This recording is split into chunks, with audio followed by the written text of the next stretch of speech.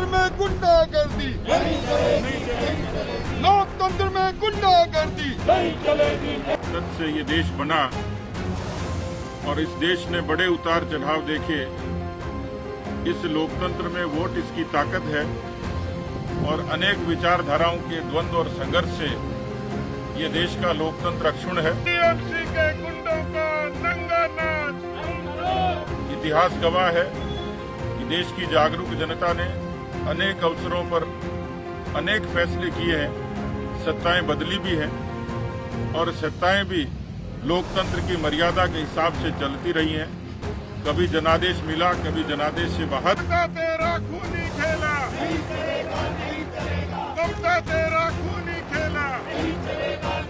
लेकिन बंगाल के मौजूदा चुनाव में 2021 के इन चुनाव में चुनाव के बाद की घटनाओं से जो दृश्य दिखा है वो लोकतंत्र के लिए काला धब्बा है, शर्मनाक है, देश के लोकतंत्र को कलंकित करने वाला है। लोकतंत्र में तानाशाही नहीं चलेगी, नहीं चलेगी। खेलना बंद करो, बंद करो। इस देश में चुनाव लगातार होते रहे हैं, चुनाव की हिंसाएं भी होती रही हैं, लेकिन जो विभत्स दृश्य बंगाल की सड़कों पर, बंगाल के गांव में दिखा, वो इस देश के लोगों को सोचने पर मजबूर करता है।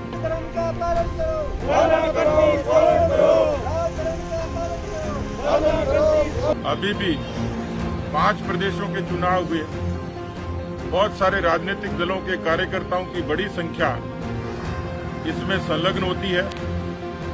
पक्ष और विपक्ष होते हैं, विरोध और समर्थन होता है, लेकिन जिस तरीके से चुनाव की जीत के बाद और उससे पहले जब सत्ता थी पिछले 5 साल, इन्हीं तृणमूल के गुंडों ने भारतीय जनता पार्टी के लगभग 140 कार्यकर्ताओं को इन गुंडों के कारण शहादत देनी पड़ी।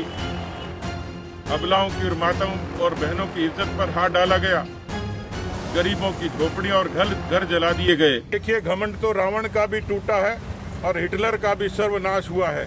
इसलिए ममता बनर्जी की इस तरीके की हठधर्मिता और इस तरीके की बर्बरतापूर्ण तानाशाही, इसका अंजाम तो ममता को भुगतना ही पड़ेगा, वरना उसका अंजाम बहुत बुरे होंगे, परिणाम बहुत बुरे होंगे।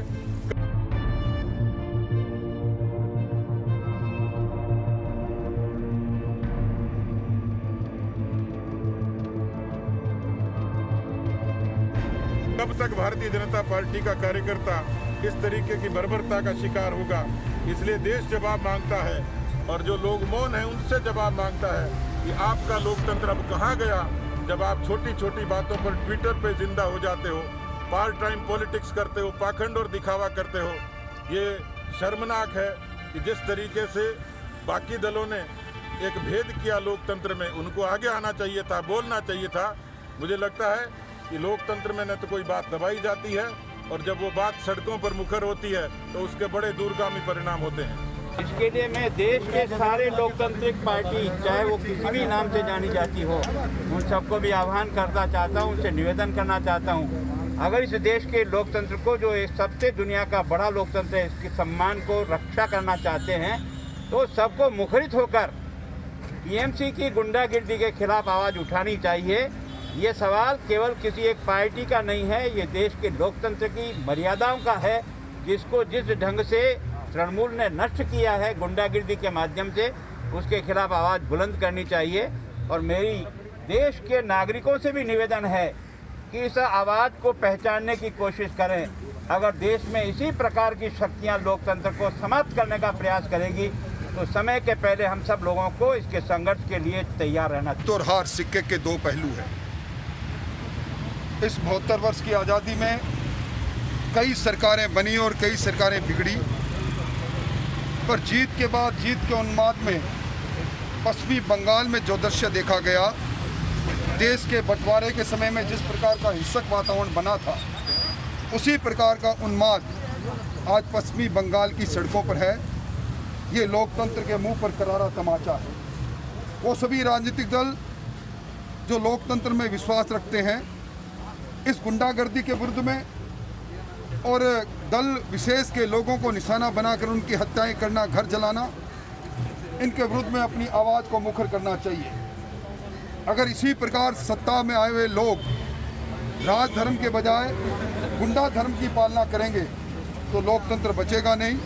आज भारतीय जनता पार्टी या प्रत्येक कार्यकर्ता अपने उन शहादत देने वाले कार्यकर्ताओं को श्रद्धांजलि देने के लिए आक्रोशित मुद्रा के अंदर हमारी बहन बेटियों की जो इज्जत लूटी गई, 700 से ज़्यादा गाँवों में जो आगजनी की गई टीएमसी के गुंडों के द्वारा, उसकी भर्त्सना करने के लिए आज सड़क पर इस वैश्विक महामारी कोरोना के प्रोटोकॉल की पालना करते हुए निकला है।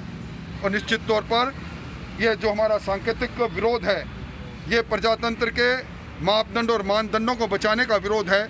इस पर सरकार को, टीएमसी की सरकार को संज्ञान लेना चाहिए और हिंसा के इस खेल को बंद करना चाहिए।